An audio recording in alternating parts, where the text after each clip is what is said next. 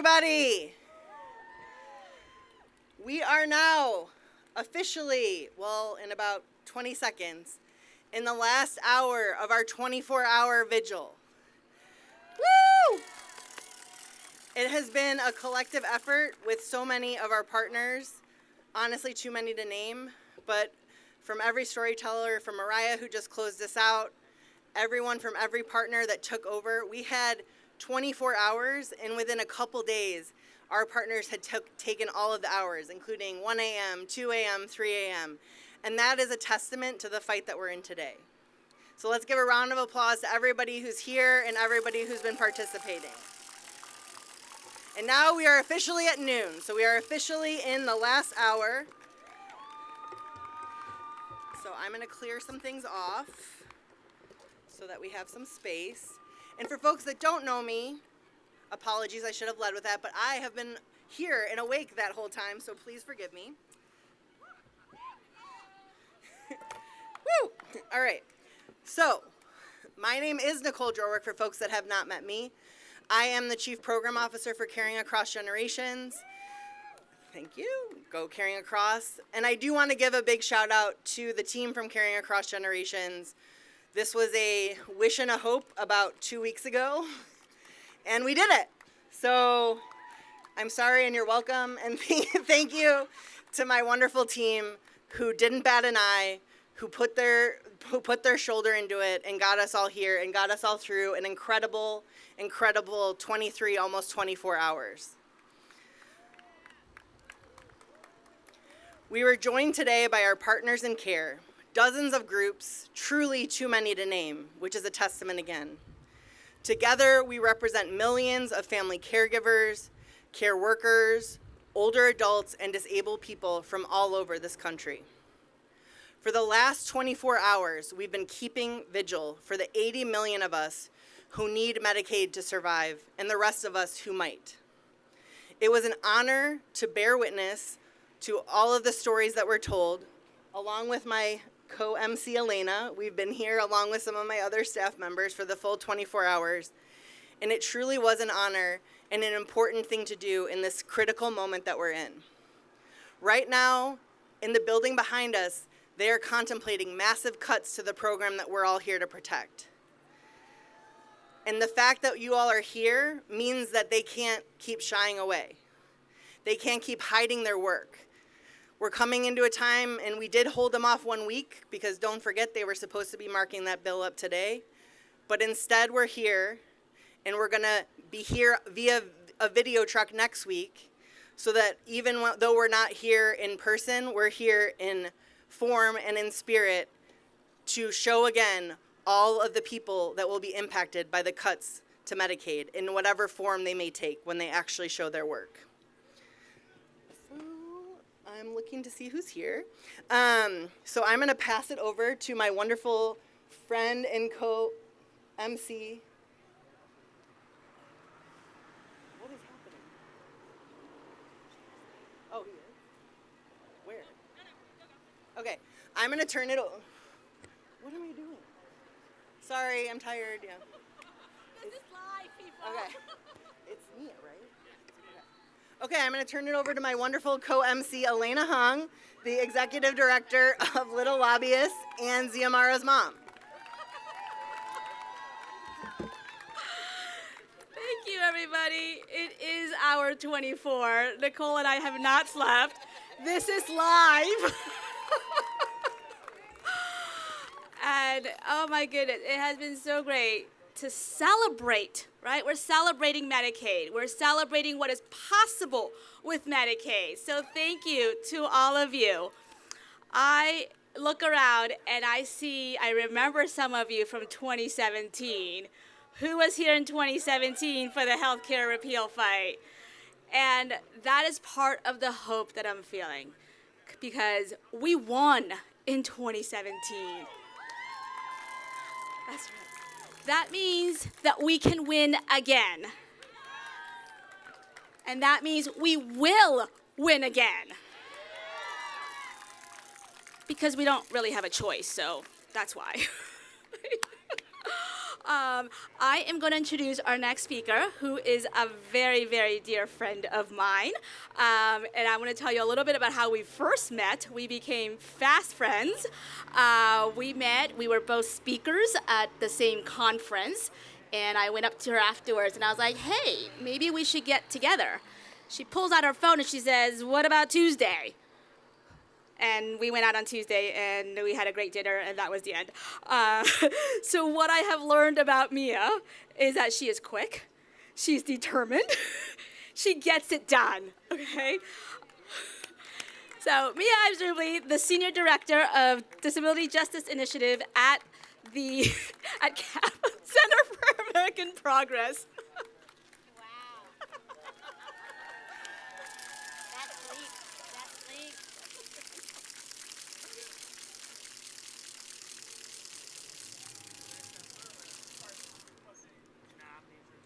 Hello, hello.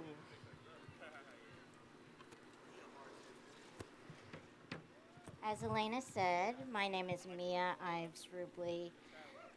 I am the Senior Director at the Center for American Progress for the Disability Justice Initiative. And I wanted to actually read a quote from an op-ed that I recently published in North Carolina. As I sat in my oldest brother's room at Moses Cone Hospital in Greensboro, listening to the alarm shriek that his oxygen levels were critically low, I kept batting away intrusive thoughts about the federal budget battle happening hundreds of miles away in D.C. None of the Washington policymakers in their fancy suits could possibly understand the position my family was in. Seeing Medicaid dollars go towards making my brother more comfortable in the last minutes of his life. I wrote the beginning of this op-ed days after my older brother passed away. So many in my family, including myself, have benefited from Medicaid. It has been a lifeline during the lowest points in my family's life. It kept my older brother alive after numerous brushes with death. It helped him move out of a group home-like setting and into his own apartment with a personal aide. It helped him get a job in the community and pay for a job coach and case manager. It helped him through the last moments of his life. Medicaid also helped me. As soon as I graduated from high school, my parents helped me apply for Medicaid. The insurance followed me through college, ensuring that I had coverage while I obtained my undergraduate and master's degree. The insurance paid for multiple surgeries, physical therapy, and medication as I tried to battle a non-union fracture and keep stable in my first job after college. Without Medicaid, I knew what the world would look like. I had worked at vocational rehabilitation for 6 years and saw how those on Medicaid had the most options to get employment. Those without Medicaid were left in cycles of instability, never able to get a foot on level ground. They cycled through the program as emergency funds for treatment would run out, resulting in job loss, homelessness, worsening disability, and sometimes death. Medicaid cuts aren't just an economic theory for us. Many of us out here today have benefited from the program. Yet, the suits behind us want to say that they are doing this for our own good. Exactly, no. At the same time, they sweep millions of tax dollars towards themselves and their donors. Today, we are out here to tell our stories, to make sure that they can't turn away from the harm that they could instill. We won't go back behind closed doors.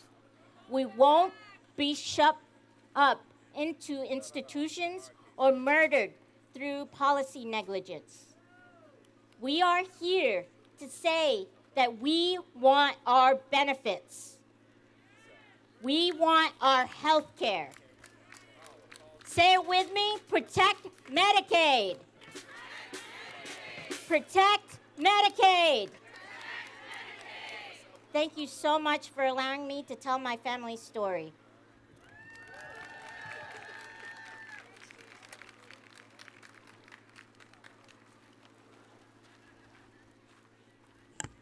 Thank you, Mia and Zinni and our wonderful partners at CAP.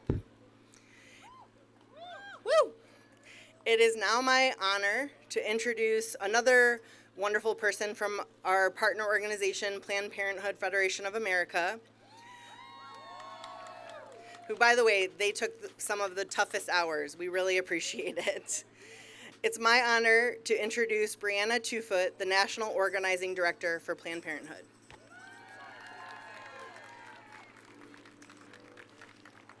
Good afternoon. The sun came out, I think, to shine on us because we deserve it. Can we take a second just to give some love and energy to the people who have been here literally all night to make sure we hear and witness stories?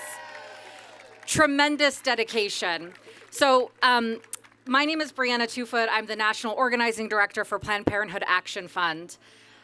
As so many folks have shared today, Medicaid is a lifeline for so many people. I have lived all over this country, but I was born in the Central Valley of California, one of the largest areas in the country that relies on Medicaid. For folks in the Central Valley, Medicaid, as I said, is a lifeline. Over 500,000 residents in California's 22nd district use Medicaid for health coverage. Over 250,000 children are on Medicaid in California's 22nd district. Those aren't just numbers, though, as so many folks have said today. They're real people. They're my tias and tios, my aunts and uncles. They're my cousins. They're my brother and sister. They were my mother. For many women in my family, Planned Parenthood health centers in the Central Valley were the only health care they could access of any kind. Because Planned Parenthood was a place they knew they could get high quality care and get it using Medicaid. Right now, the Trump administration and its backers in Congress are trying to dismantle the healthcare systems in our country. And what are they coming after first? Medicaid and Planned Parenthood health centers. I want to be clear about what is happening. They are trying to shut down Planned Parenthood. Shutting down Planned Parenthood would mean millions of patients who seek high-quality, affordable sexual and reproductive health care, like birth control, STI testing and treatment, gender-affirming care, cancer screenings at nearly 600 Planned Parenthood health centers, they may no longer be able to get the care they need. But here's the thing. While they are meeting behind closed doors, we are taking action. We are speaking out. We are strategically applying pressure. And what happens when we fight? We win. When we fight, when we fight, your efforts to let Congress know how you feel are working. Some anti-abortion lawmakers are hedging away from cuts to Medicaid or efforts to shut down Planned Parenthood. But we can't let up. We have to keep applying pressure until this is a done deal. It may take weeks, it may take months. If you want to take action, you can text CARE, C-A-R-E, to 22422 to talk to your member of Congress. Keep making those calls every day and text your friends and family in Iowa, New Jersey, Colorado, California, anywhere where we know there's a target, because those members of Congress especially need to keep hearing from their constituents. Thank you.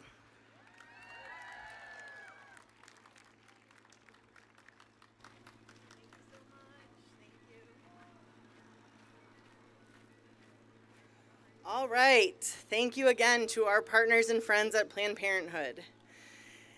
Yes, clap it up. Thank you.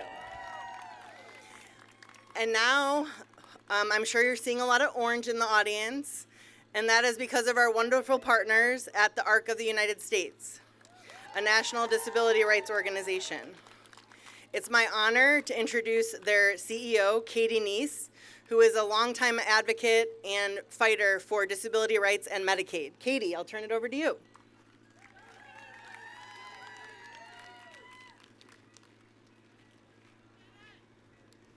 This is awesome. Thank you all, thank you all, thank you all. As we think about Medicaid and the fight that many of us have been through for many, many years, I wake up each morning knowing we know how to do hard things. Anybody here know how to do hard things? And you know, when we started this journey, I think we all thought that it was going to be it was just going to be so much more difficult because we had no way to stop it, except we have us, right? We have us. And so it's because of us that babies with Down syndrome who need heart surgery can get it. And it's going to be because of us that people who need personal care attendants to get them out of the house and on their way to work are going to have it. And it's because of us people are going to live with safety and security. And so it's because of us, guys, that we are still in the game. I am so proud of the collective work that so many people here have done and are continuing to do. And we're in it to win it, right? Are we in it to win it? Yes, we're in it to win it.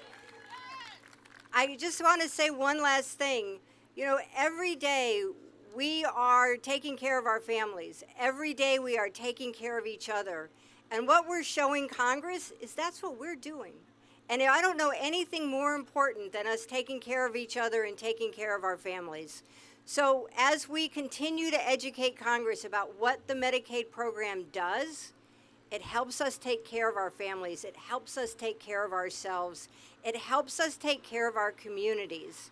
This is something that is so fundamental to so many people that the notion of making it harder for people to get the supports they need seems just wrong in every way. And I think we're making a big difference. This markup was supposed to be today. It's next week. We won't see the language until late this weekend. But man, all the things that we were really worried about, some of those things are no longer on the table. And that's because of the work that we have all done together. So I thank you all.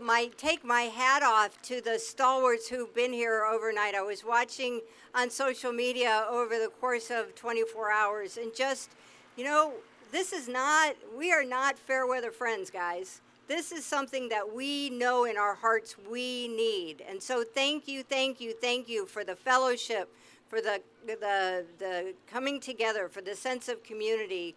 We are in it to win it. And it's not over yet. So thank you, thank you, thank you for everybody, for all your work, for your partnership. And we know how to do hard things, so let's keep at it. Thank you.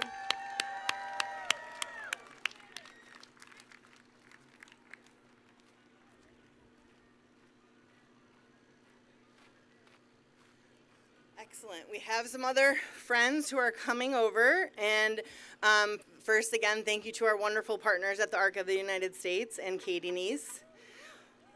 Next, it is my pleasure to introduce another important partner in the fight to protect Medicaid, the ACLU. Actually, fun fact, it is Vanya Lavelle is from ACLU is one of the reasons we're here.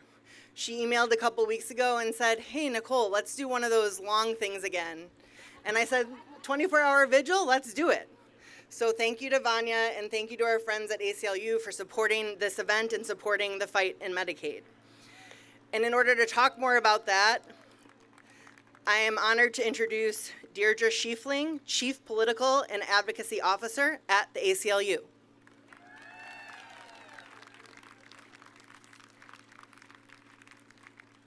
Hello. Hello, you look amazing and beautiful. Woo! It's so inspiring to be here with all of you. I want to start by just saying thank you. Thank you to all the organizations that came together to put this beautiful event together, who shared the stories and honored the lives of people who rely on Medicaid and who are also relying on us to fight alongside them to preserve this critical program. And thank you to all the members of Congress, some of whom are coming up right now on both sides of the aisle, who are speaking up for more than the 70 million people who rely on Medicaid. And y'all, this is working. This is working. We are seeing article after article of those members of Congress starting to back away from cutting Medicaid. So all of this work that we are doing together is working. We are showing them this is not the way. We are making them think twice. So I am here to say that the ACLU is in this fight with all of you. We believe that Medicaid is a disability rights issue, and disability rights are civil rights. Medicaid access is a reproductive rights issue, and reproductive rights are civil rights. Woo. Medicaid provides the means for people with disabilities to exercise their constitutional right to liberty, to be part of the community, and to direct their own lives. For people with disabilities, Medicaid is so much more than health insurance, as critical as that is. It allows individuals to be a full part of the fabric of our society and advances equal opportunity and personal liberty. I don't need to tell all of you that, although we do need to continue to tell that to our members in Congress.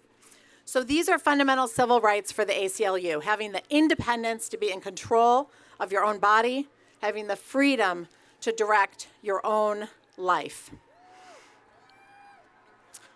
Medicaid also gives children with disabilities early and critical care. People like my 11-year-old niece, Vivian,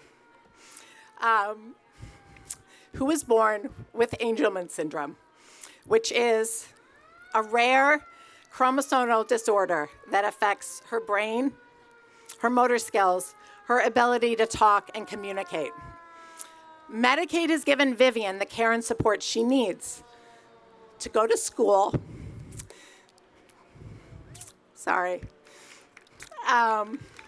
Yeah, thank you. It's always hard for me to, tell the personal story. To learn with her peers, to make friends, and to do some of what other fifth graders do. Vivian loves learning. She loves her teachers. She loves being part of Girls Run at school. She loves being in the school play. And most of all, she loves being part of her classroom community. She is literally the most enthusiastic elementary school student you will ever meet.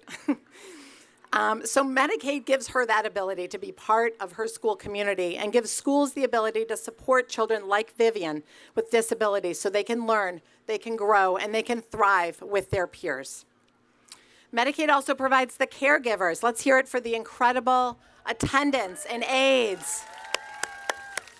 Medicaid pays for those caregivers who make it possible for people like Vivian to go to school, people with disabilities to live in their own homes, not nursing homes. It couldn't be more important. Medicaid is also a reproductive rights and health issue. So 24 million reproductive age women are enrolled in Medicaid. Medicaid is the largest source of public funding for family planning services and the largest payer of pregnancy-related services in the United States. Given the maternal mortality crisis in our country, it is mind-boggling that any member of Congress would even consider cutting Medicaid and denying pregnant women and new mothers the care they need. We must protect this essential health care and protect the ability of people to choose their own health care providers like Planned Parenthood to provide it. Finally, listen, there are some people in Congress and the White House who want us to give up. They want us to lose hope and to give in to their version of a society where if you get sick or you have a disability, you're on your own. Where those in power get to dictate your life chances or use our tax money to give more tax breaks to the rich instead of basic health care for everyone. Are we going to let them do that? No. The most important thing each one of us can do is what we are doing right now. Fight back. Courage begets courage. When the going gets tough, which in the weeks and months ahead, which it inevitably will, we are going to remember the stories from the last 24 hours. We are going to remember the courage of all of you, the resilience, the strength to stay out here hour after hour, and we are going to fight. We are going to be courageous and strong, and we are going to win. Thank you so much.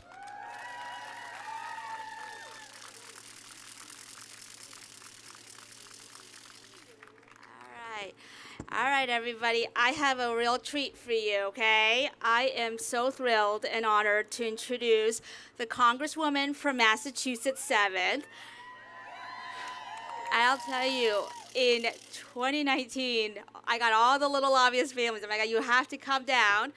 And we met with Congresswoman Pressley, and we told her our stories. And I remember to this day, she says, I got you.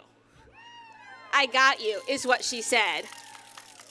Now, there's something that we say in the disability community, which is nothing about us without us. That's right, nothing about us without us. Well, Congresswoman Pressley is one of us. All right, welcome.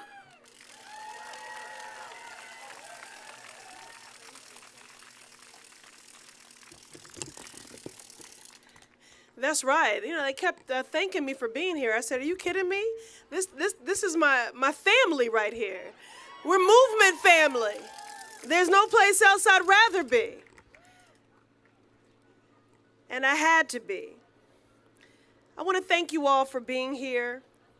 I'm so grateful for you justice seekers, you freedom fighters. You could have been anywhere else, but you chose to be here. Not because of your jobs, your titles. I'm not here because I'm your congresswoman. I'm here because I'm your sister in struggle and in solidarity. I'm here because I'm a human being who gives a damn about other human beings. Because we are one human family and our destinies are truly tied. I am so inspired by all of you. You know, I've long believed that every great movement requires three things: imagination, strategy, and stamina. Can you all give yourselves permission to radically dream that every person that needs care can get it?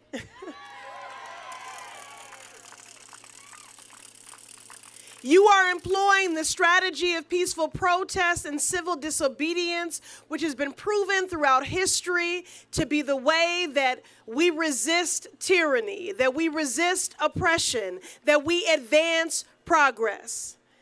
And many of you have been here for 24 hours, so you are certainly demonstrating your stamina. So imagination, I'm just audacious enough to believe that we can protect Medicaid. That we can have care, not cuts. I'm just audacious enough to dream and to imagine that everyone deserves care. You know, we are joined together by a moral purpose at a moral moment to defend Medicaid and the people we love from a Republican budget that is cruel by design. The cruelty is the point. A budget that would rip $880 billion from Medicaid, not to save money, but to bankroll tax cuts for Donald Trump and Elon Musk's billionaire friends. Billionaires who don't need another dime. People who will never face the agony of choosing between medicine and rent, groceries and insulin. Medicaid is not some line item on a spreadsheet. Medicaid is health care. Medicaid is a lifeline. No one should be in the business of taking away health care from people. This is not about Democrats versus Republicans. This is about right and wrong, good and evil. It is as simple as that. Denying people health care, that's wrong. That's evil. Republicans are firing food inspectors in the Department of Agriculture. They are dismantling public health agencies like the CDC and NIH. They are bringing back measles. All this as a part of the so-called Doge initiative. How frightening that these clueless Doge bros are determining the future of our country. Certainly our greatest wealth as a nation is the health of our people. I'm all for a government that is more efficient, but this ain't it. There is nothing efficient about making people sicker. There's nothing efficient about making people hungrier. There's nothing efficient about making people poorer. There's nothing efficient about making people more vulnerable. There's nothing efficient about buying more toy rockets for Elon Musk while working parents can't afford baby formula or blood pressure medication. The shame and the sham of it all. Cutting Medicaid would hurt folks from every walk of life and at every stage of their life. Medicaid covers 2 out of 5 births in this country. Slashing Medicaid will only accelerate the maternal health crisis and widen the racial disparities that already harm Black women in my district, the MA 7th, and across the country. Anybody here other than my good friend Brendan O'Donnell from Massachusetts? All right, Massachusetts, looking good. Thank you for being here. You know, Donald Trump is a dictator, y'all. And the reason why Republicans are so anti-woke is because they want a citizenry that is ignorant and uninformed. They want a citizenry that is indifferent to the suffering of their neighbors. They want a citizenry that is inactive. The only way to beat a dictator is with defiance. And that's what you're doing here today. So I thank you. I thank you on behalf of the children in this country. Half of the children in America are covered by Medicaid. It allows people with complex chronic conditions to afford the medications they need to stay alive. 10% of Medicaid enrollees are over the age of 60. It allows our elders and our neighbors with disabilities to receive care in their homes and to stay in their communities. This Republican reconciliation bill guts the programs that hold our communities together, Medicaid, but also SNAP, Head Start, and the VA. Programs that give people a fighting chance. Again, the cruelty is the point. Calling Medicaid a lifeline is no exaggeration. It is a fact. Policy is not abstract. It is not neutral. Policies and budgets determine who lives. Policies and budgets determine who dies. Policies and budgets determine who survives, who thrives. And this is policy violence. This is a fight for dignity. This is a fight for justice. And we will do everything we can to stop this cruel budget from becoming law. And again, we're just appealing to people of conscience. It only takes 4 Republicans to do the right thing, y'all. 4 to stand with the people that they serve instead of being a cult of cowards complicit in the wholesale harm of our people. It just takes 4 Republicans of conscience to do the right thing, to stand up for the people they serve. 4 to show a shred of humanity. 4 to take Medicaid. How many, y'all? 4. So let's make sure they hear us today, tomorrow, and every day until they do.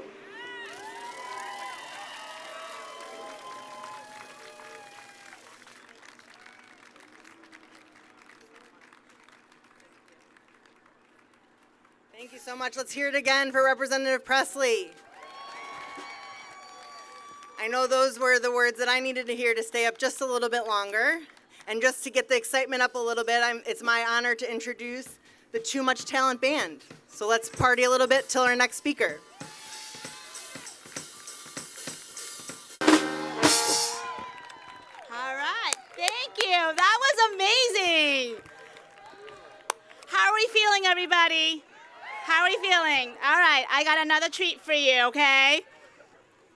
I am so excited to introduce our next speaker. It's Cory Booker, okay? I'm just going to tell you that right now. But I want to tell you a story first. I want to tell you about a day in 2017, which was the year that Little Obvious was born, when we showed up with our disabled children for the healthcare repeal fight and wanted to put a face on Medicaid. And I remember one specific day, we learned real quick that we had to tell our stories over and over and over again, right? Not just once or twice, but over and over again. And there was this one day in 2017, we started the day off with Senator Booker at like 9 a.m., I think it was. And we were so fired up. Then we went to meetings on the Hill with our children. We told our story over and over. We did we did media interviews, told our story over and over all day long. And then we closed out an evening event where the senator showed up again. And the reason I remember that so vividly is because I was just marveling at the energy level that Senator Booker had at 9 p.m. was exactly the same energy he had at 9 a.m. And I gotta confess to you, I was like, oh man, I was talking to myself. I said, oh, Elena, you gotta step it up. You gotta step it up. And we have been channeling this energy ever since. Channeling the Cory Booker energy, which is joyful, relentless, and with a profound moral clarity of doing everything that we need to do to rise to the occasion, to meet this moment, to do right by our children. So I want to introduce you to, I don't need to introduce you, but here is Senator Cory. I will yield to the question for the day of the floor, Booker. That's your full name. All right! I love you so much.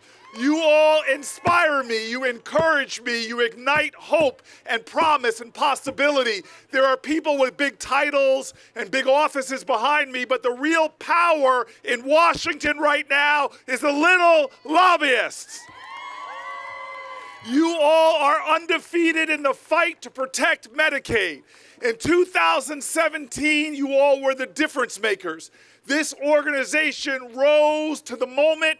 You captured the moral imagination. You captured the conscience. You called to the truth that we are a nation that takes care of one another, that loves one another, that stands up for one another. And so I am sorry that we are here again. I'm sorry that we're facing yet another crisis. I'm sorry that we have another leader in the White House that has put Medicaid in the crosshairs. But I am telling you right now, you all are leading the fight. You all are the foot soldiers of justice. You all are the hope and the promise that yet again we will win this fight and protect Medicaid for America. And so I know there is worry right now. But the antidote to worry you all are showing is work. I know there is fear right now, but the antidote to fear you all are showing is fight. I know there are dark clouds forming in the legislative sky, but you all are light workers in this darkness. And so I am going to continue to stand with you.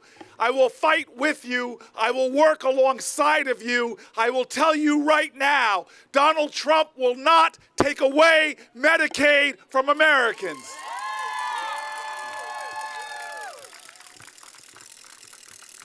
And I will say this lastly. You all have made me a better senator. You all have taught me so many valuable lessons. You all have brought the stories of our beautiful children into the center of this debate. There is something powerful at work through you. You all are channeling a spiritual energy that is an energy that runs deep in the history of our country. It ran through the abolitionist movement and the suffrage movement. It ran through the labor movement and the civil rights movement. It is this understanding that you all are showing that we are, as King said, all caught in an inescapable network of mutuality, tied in a common garment of destiny. You all are little lobbyists, but in truth, you are large livers of love. Love is the most powerful force in all of humanity. And the love I see and the love I have felt, the love I have experienced in you is I know the kind of love that has helped this nation live up to its promise for all of its people. I believe in the power of love, and you all are the servants of that faith and that spirit and that strength. Patriotism is love of country, and you cannot love your country unless you love all of your fellow countrymen and women and children. So thank you for your love, and I know in the core of my being, love will be triumphant. Thank you so much. Thank you. I got to run back to the Capitol, but thank you so much, everybody. Thank you.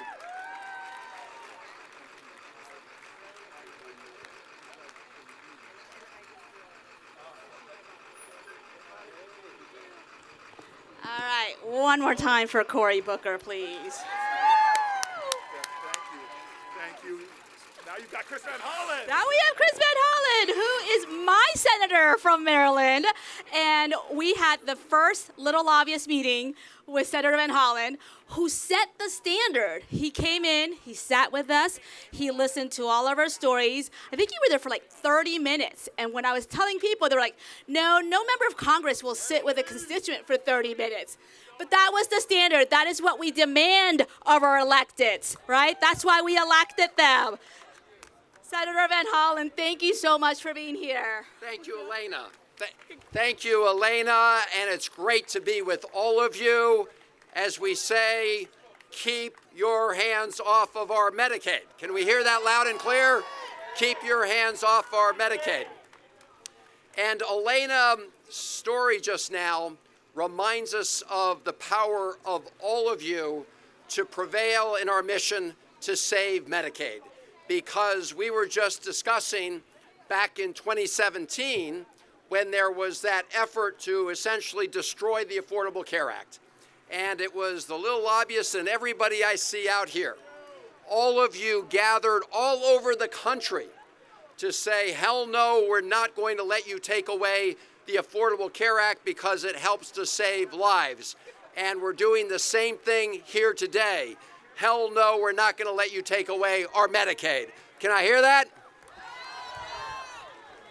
You know, that 2017 vote is important not only because it showed that the power of people can win, but it also does remind us that we cannot stop for 1 second, because that effort to repeal the Affordable Care Act got out of the House and it came to the Senate.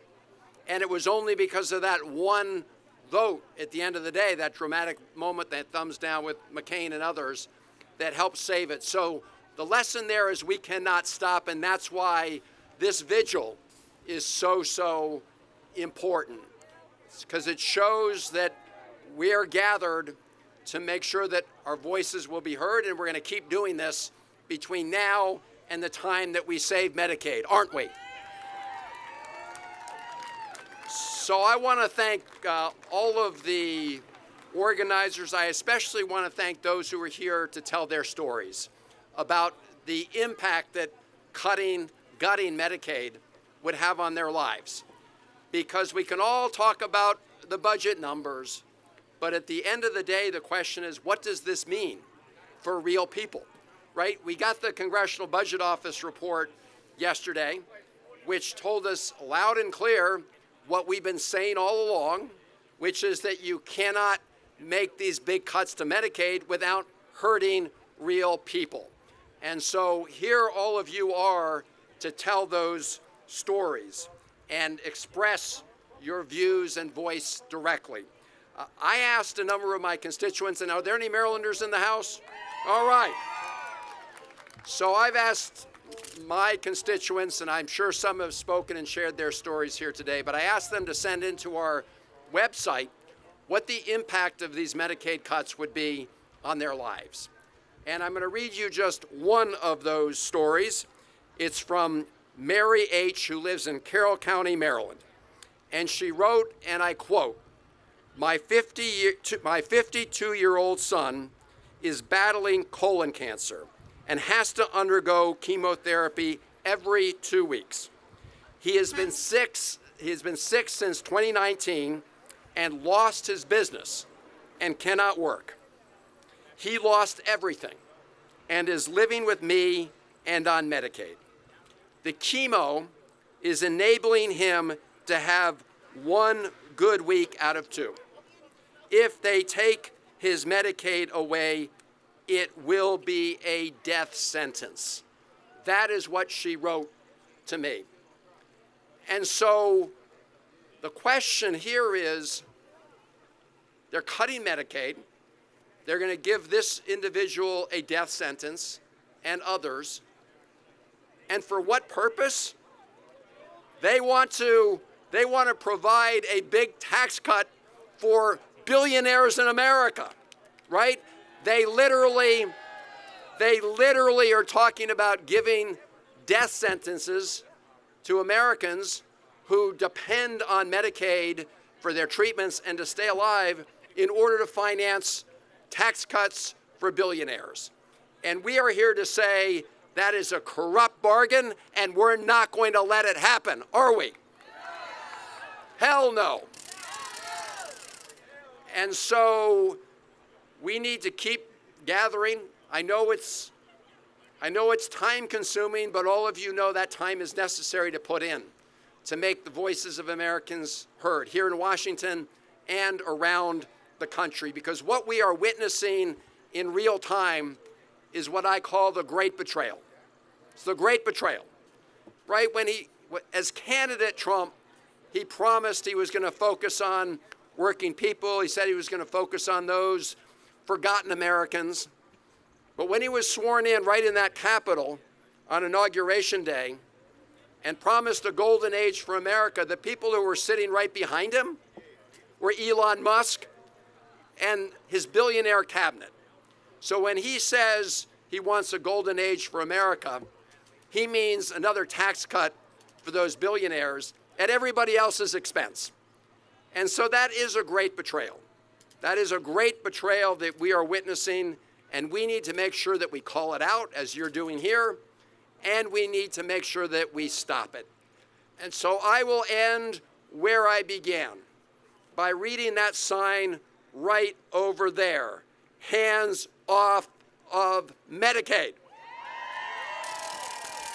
Put people's health care before tax cuts for billionaires.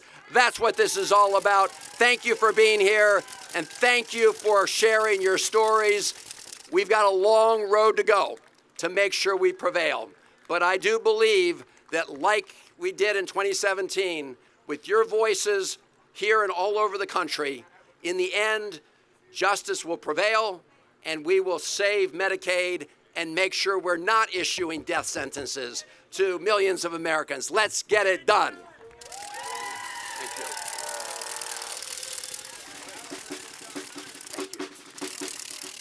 All right, everybody, we're coming up in on the end of the 24 hours.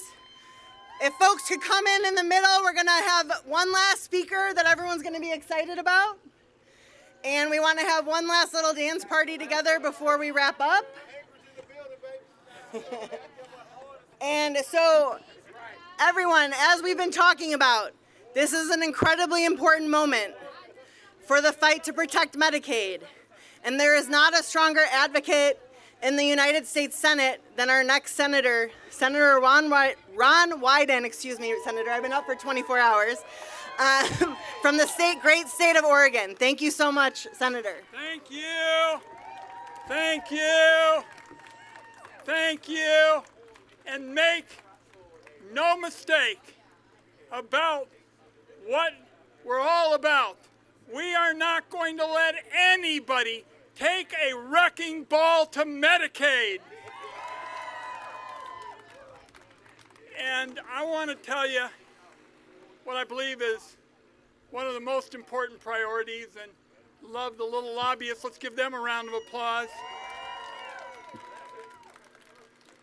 We absolutely have to protect one of the targets of the far right.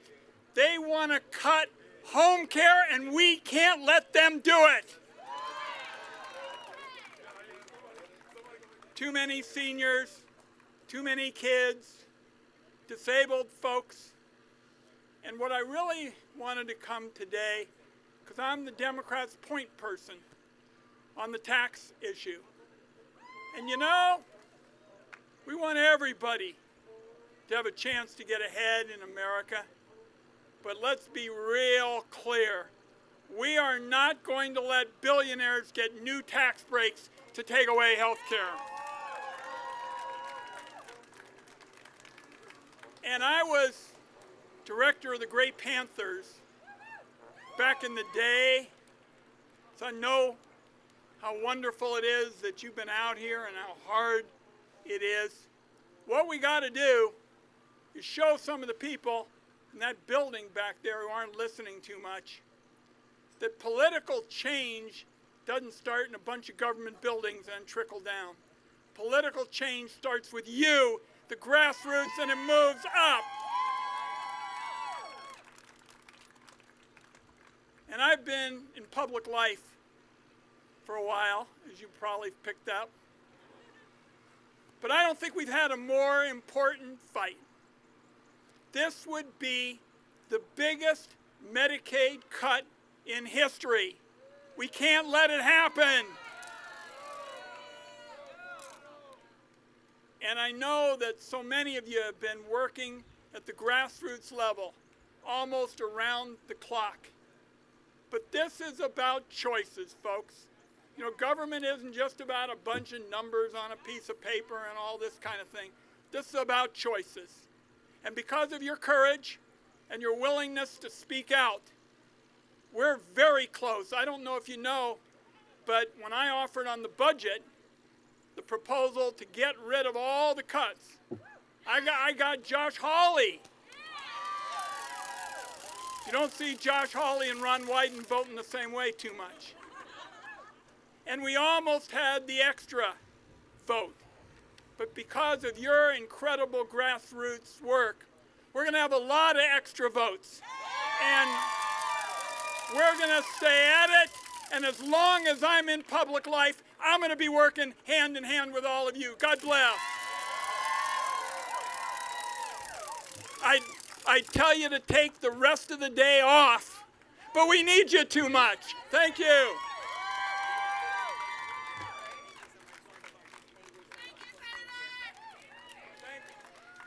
All right, let's hear it again for Senator Wyden. So we're here to wrap it up after 24 hours and 4 minutes to be exact. I want to thank you all so much for being here today, sharing the stories of the people that we all are representing and the people here today.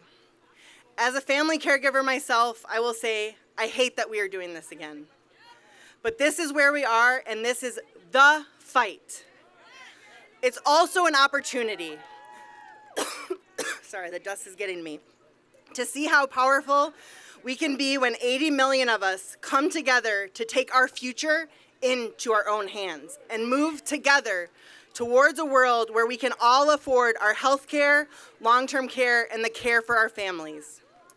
It starts with each of us taking this fight back to our neighbors, back to our family members and our friends, sharing our care stories, raising the alarm about what is happening here in DC and how it will impact your community, and telling your representatives and senators about the impact too. You might think they already know, but trust me when I say they need to hear it, and they need to hear it from as many of us as possible. It's up to us to hold them accountable by demanding that they do everything in their power to protect Medicaid. In fact, we've set up a way to make this as easy as possible. You can text VIGIL, VIGIL, to 227-464, and you'll find everything you need to get in touch with your representatives and senators. Again, that's VIGIL to 227-464. I want to close on a personal note, and I'm probably going to cry. My brother Chris is my favorite Medicaid beneficiary. He's 35 and has autism. His services have been the reason that my parents, a retired college professor and still consultant, I get my work ethic from her, and a retired small business owner could provide for our family. And he's the one I think of every minute that I fight with all of you here to protect Medicaid. He doesn't use his voice to speak, but he recently typed, "Medicaid matters because it's the lifeboat to people like me. Medicaid gives my life color. Today it meant time in the community with my niece and nephew and support worker. Every day it means freedom. We must protect Medicaid to protect that freedom and independence for all disabled people." He's pretty smart. He's the smartest one in the family. We must save that lifeboat for my brother Chris, for everyone here, and for the 80 million people. We must protect Medicaid from being used as a way for billionaires to get paid. And after these 24 hours, we're going to bring it back to our homes and communities. And what are we going to do? When we fight, when we fight, thank you so much.